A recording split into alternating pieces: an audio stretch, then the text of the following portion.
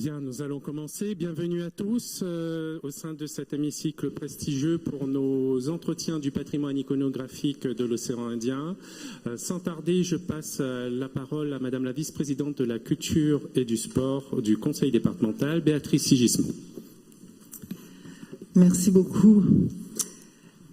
Madame Marie Joloton, directrice de la culture de l'océan Indien, représentant Monsieur le préfet, Monsieur le secrétaire général de la COI, Monsieur Marimoutou, qui est en visioconférence avec nous, Monsieur David Gagneur, directeur de l'iconothèque de l'océan Indien, Mesdames et Messieurs les consuls présents, Mesdames et Messieurs en vos titres, grades et qualités, et bonjour à tous pour votre présence. Ça fait vraiment chaud au cœur de vous voir si nombreux et d'avoir fait le déplacement pour venir à ce colloque. Au nom du président du conseil départemental de la Réunion et des conseillers départementaux, chers élus présents à nos côtés ici, Madame Absinthe et Madame Hérudel, qui est passionnée de culture, à vous toutes et à vous tous, je souhaite la bienvenue au département dans cet hémicycle où s'ouvrent ce matin les premiers entretiens du patrimoine iconographique de l'océan Indien.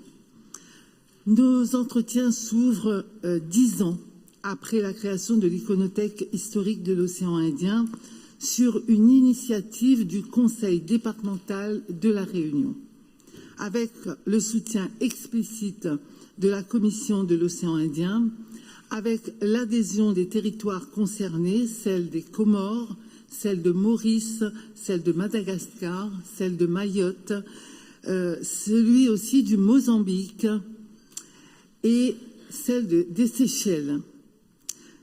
Et aussi d'emblée avec la contribution engagée et, je dois le dire, passionnée de grand nombre d'acteurs publics et d'acteurs privés, institutions culturelles, experts, chercheurs patentés, amateurs éclairés, collectionneurs et j'en passe.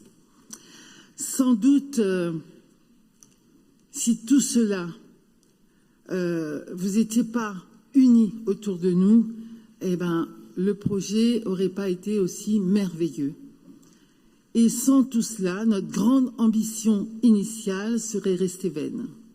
Je veux le redire à tous, nos remerciements pour leur présence, pour leur confiance, pour leur patience et pour aussi leur exigence. Car si le département de la Réunion avait, il y a 10 ans, une vraie légitimité à prendre une telle initiative en tant que vieille institution locale, gardienne quelque part d'une grande partie du patrimoine de la Réunion, il eut à relever 2 défis. Le défi tout d'abord de susciter en faveur du patrimoine des images le même intérêt que celui qui nous porte plus facilement peut-être vers les archives écrites ou vers le patrimoine architectural par exemple. Or, les sources de l'histoire sont multiples. Les traces du passé se lisent sur une grande diversité de supports. C'est l'ensemble de ces sources et de ces supports qui méritent d'être conservés, enrichis, étudiés et transmis. Ensuite, deuxième défi, il nous fallait déployer les moyens du chantier annoncé. Les outils intellectuels, les dispositifs techniques et juridiques, les ressources humaines. De ce point de vue, l'aide du ministère de la Culture à 3 reprises et l'aide de l'Europe 2 fois renouvelée ont été décisives et il m'importe de le signaler ici. Le directeur de l'iconothèque vous exposera tout à l'heure le chemin parcouru. Les chiffres parlent. En l'occurrence, ils sont vraiment encourageants. Mais comme ils ne disent pas tout d'un projet qui est aussi une belle aventure humaine. Il abordera aussi les rencontres, les formations accumulées, les expériences partagées, peut-être même des frustrations. Et à coup sûr, la volonté commune de s'engager dans un projet solidaire. Et puis, il évoquera ce qui se dessine pour prolonger et pour amplifier ce chantier patrimonial pionnier. Pour ma part, je veux dire que si nous avons mené à bien cette entreprise de conviction, c'est parce qu'au fond, avec nos partenaires de la région indienne-océanique, nous sommes parfaitement conscients des enjeux d'une iconothèque historique et numérique de l'océan Indien. Vraiment ici, je souhaite les rappeler, car tous, nous allons continuer de fonder demain notre action collective. Je passe vite sur les enjeux de modernité. Le numérique permet une inédite mobilité des informations et des idées. Elle induit une abolition des contraintes temps et d'espace. Nous nous devions de nous emparer de ces outils.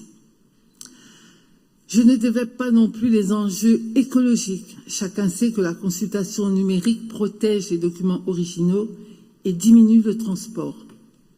Pour insister davantage sur la dimension éducative et démocratique de la démarche. L'iconothèque historique et numérique, c'est en effet un accès démultiplié aux images anciennes, permanent, facile, gratuit.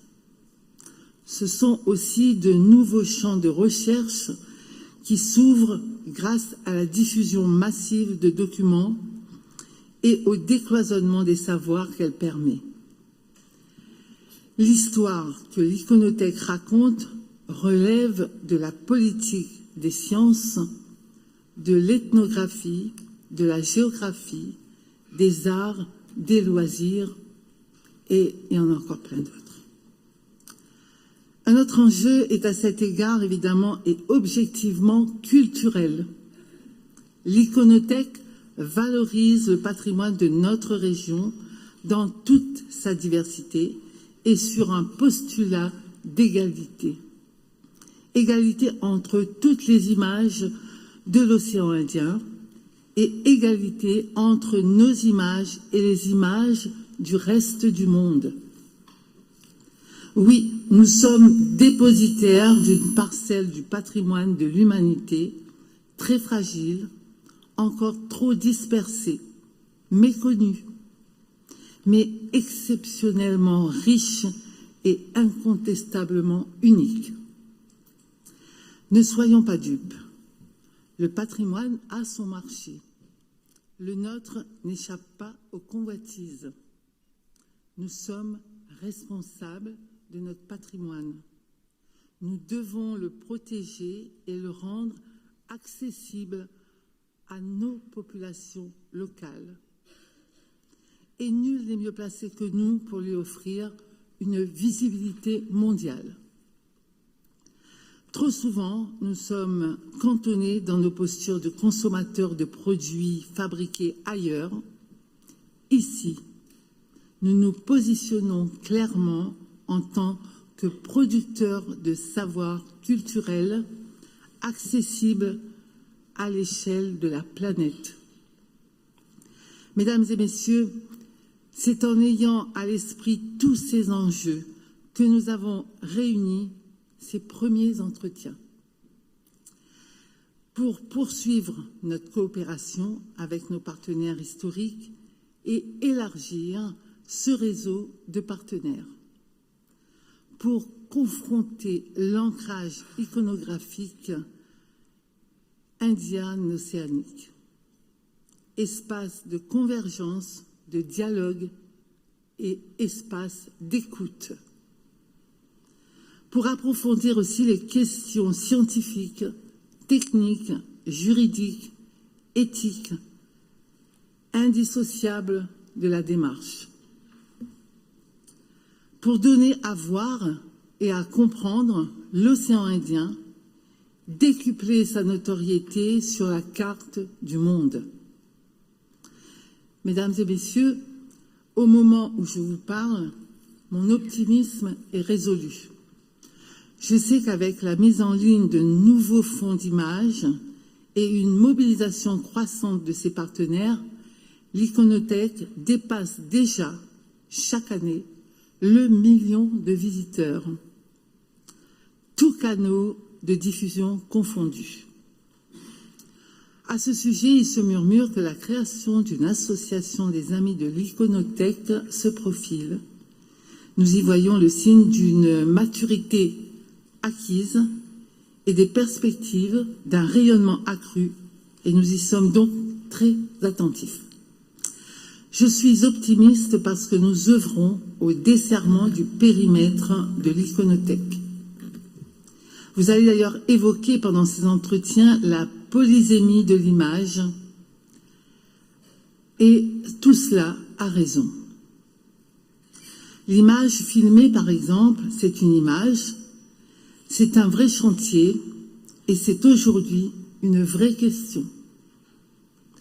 Comme les images du temps présent, sur ce point, le département vient de poser un acte il y a exactement une semaine, en attribuant une résidence de recherche à 2 photographes dont la mission sera de préfigurer la réalisation d'une grande campagne photographique couvrant toute l'île de la Réunion. Cela prendra du temps, mais la mémoire de ce territoire en mutation, paysage et visage, sera saisie pour toujours. Enfin, je voudrais vous dire notre satisfaction de voir que l'Iconothèque parle à la jeunesse. Parce que d'abord, la communauté éducative est une des premières utilisatrices de ce service numérique. Songez que les tables numériques qui sont itinérantes sont réservées maintenant plusieurs mois à l'avance. Aussi, parce que toutes les îles de la Commission de l'océan Indien et le Mozambique ont participé au concours de photographie Monument de beauté si prometteur qui sera renouvelé.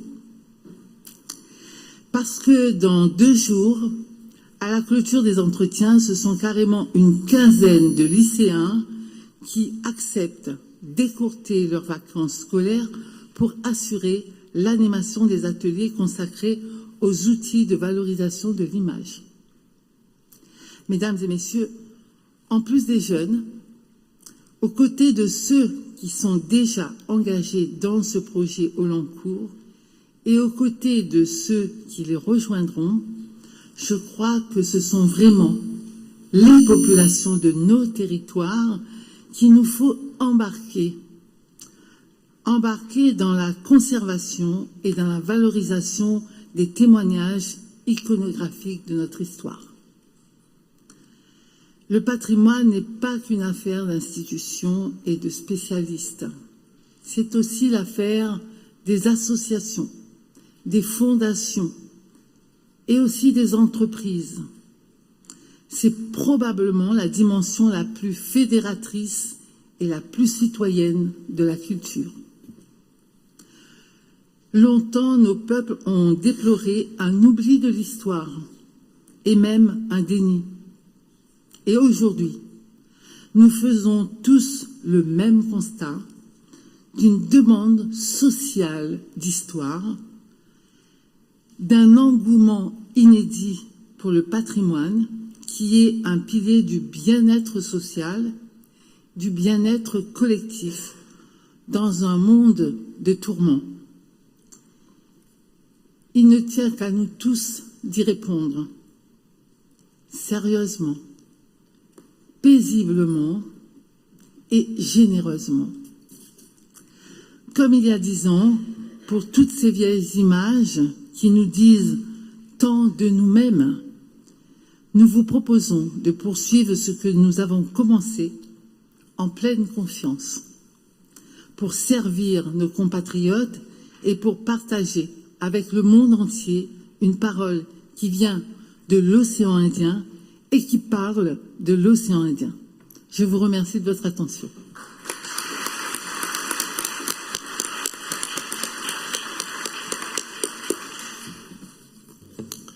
La parole est à maintenant, depuis Maurice, au secrétaire général de la Commission de l'océan Indien, Velayudom Marimutu. Monsieur le Président du Conseil départemental, Monsieur le Préfet de région La Réunion, Monsieur le Directeur de l'Iconothèque historique de l'océan Indien, Mesdames et Messieurs.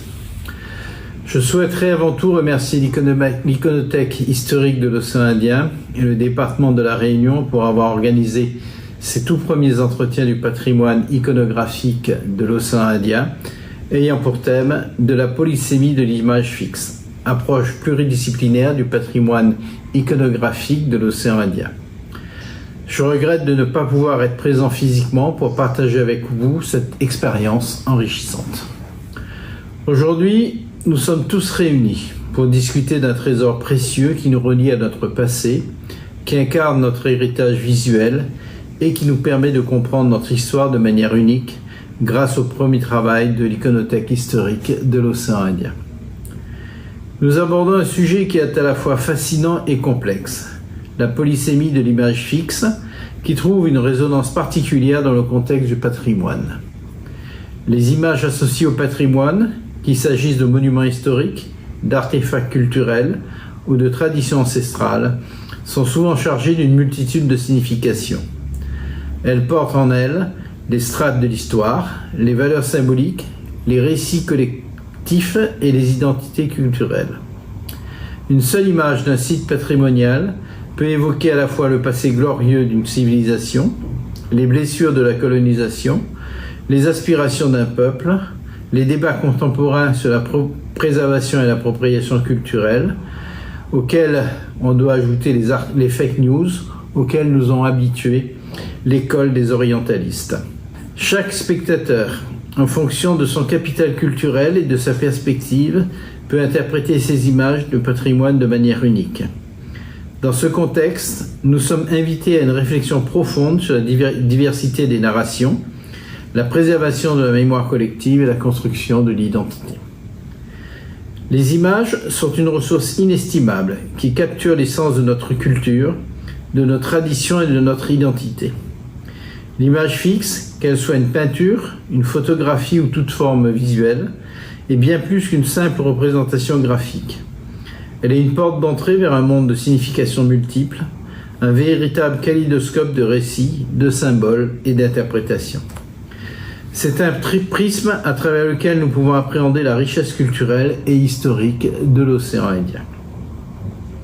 Chacune de ces images est un témoignage précieux, un lien tangible avec les générations qui nous ont précédés.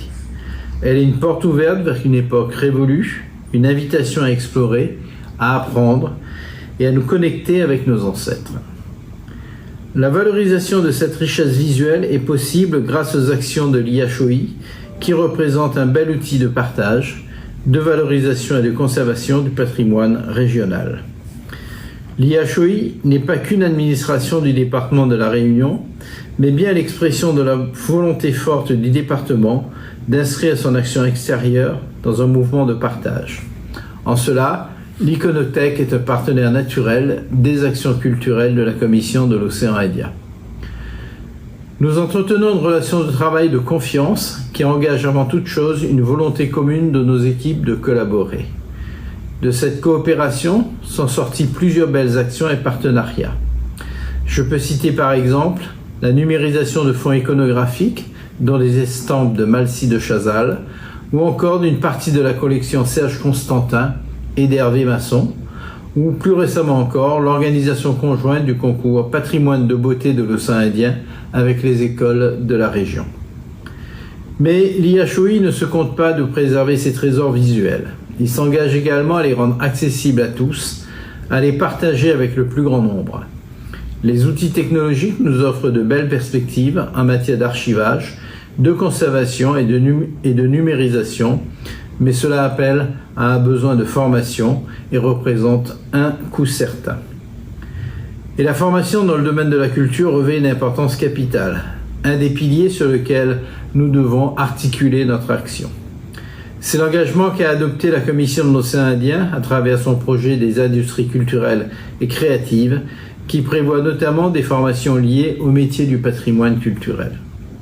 C'est sur ces sujets qu'il nous apparaît nécessaire de coopérer. Nous pourrions nous inspirer d'initiatives peu coûteuses qui peuvent mobiliser les jeunes étudiants en histoire, en documentation, en architecture, en utilisant par exemple la disposition de photos d'époque accompagnées de courts textes qui représentent les bâtiments de l'époque et racontent ainsi des pans de l'histoire architecturale, sociale, politique. Peut-être nous tenons ici l'opportunité d'un petit projet à conduire dans chaque capitale de nos États membres, à la croisée de la formation, de la documentation et du tourisme culturel, comme cela est fait sur l'avenue de Paris de Saint-Denis. En tant que gardien de cet héritage iconographique, nous avons la responsabilité de la transmettre aux générations futures. Je vous encourage tous à soutenir l'IHOI dans sa mission vitale de préservation, d'accès et d'éducation. Partager, relayer, former, voilà les maîtres mots qui doivent nous guider afin de nourrir les connaissances, élargir notre vision du monde et renforcer notre identité collective. Ensemble, nous pouvons assurer que ces images précieuses continueront à éclairer notre présent et à guider notre avenir. Je vous remercie de votre aimable attention. La parole est maintenant à la représentante du préfet, la directrice des affaires culturelles, Marie-Jo Lotong.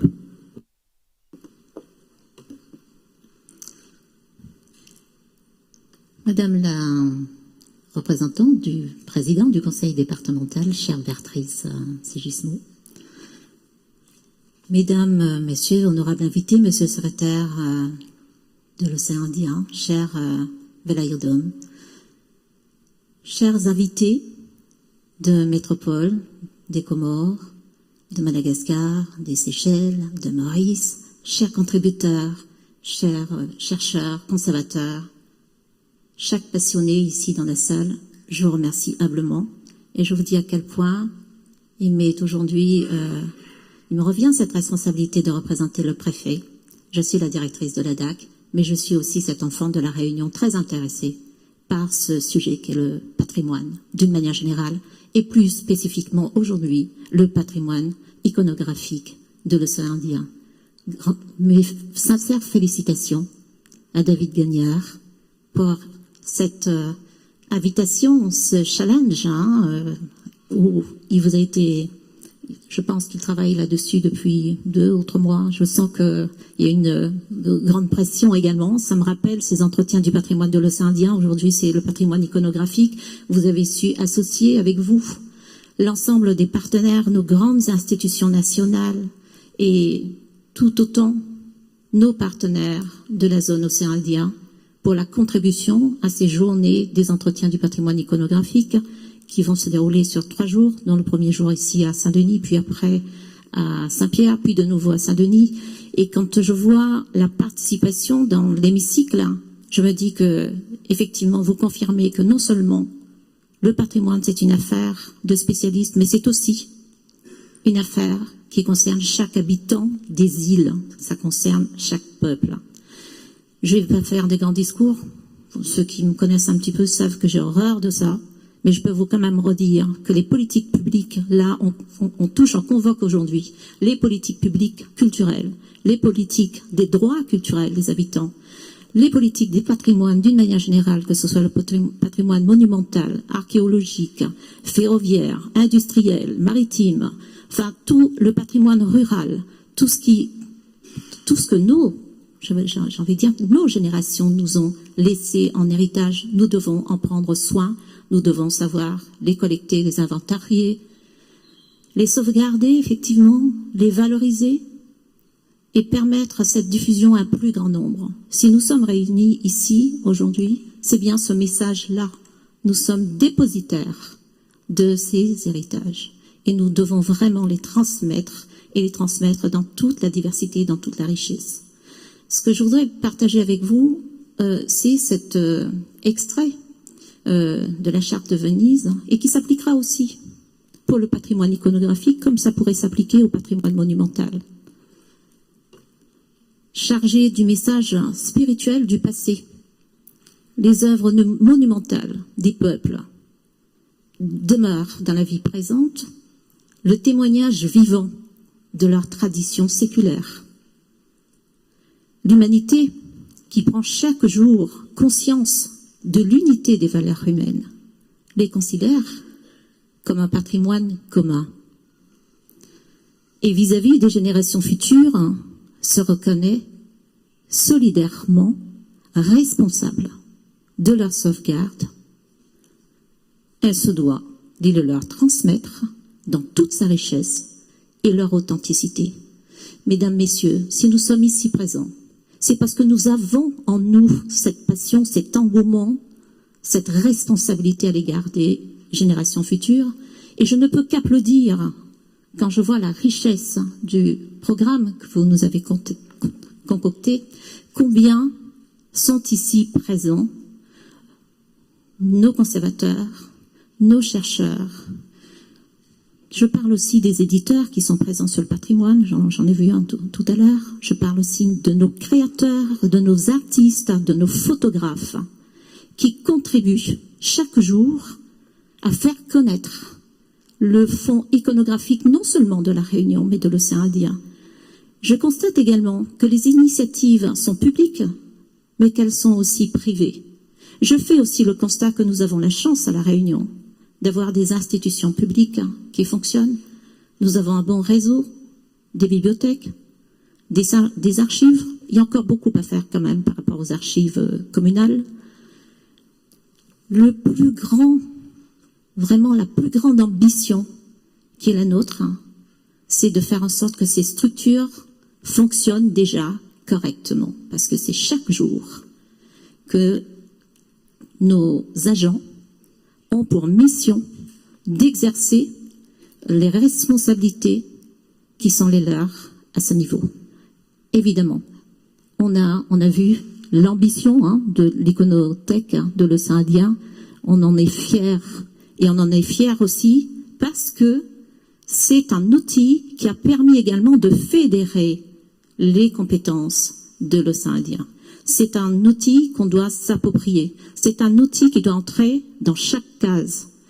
Ce patrimoine iconographique n'a de sens que si les habitants puissent s'en approprier, puissent venir aussi, parce que le patrimoine, c'est pas seulement ce qu'on a repéré, inventarié, c'est chacun chez soi, dans sa famille, dispose d'un patrimoine important à faire connaître parfois. J'ai vu qu'on va parler du droit de l'image, c'est important. On va parler de l'édition. Nous allons aussi découvrir des initiatives qui sont faites, portées au niveau de Maurice, des Comores, de Madagascar et des Seychelles.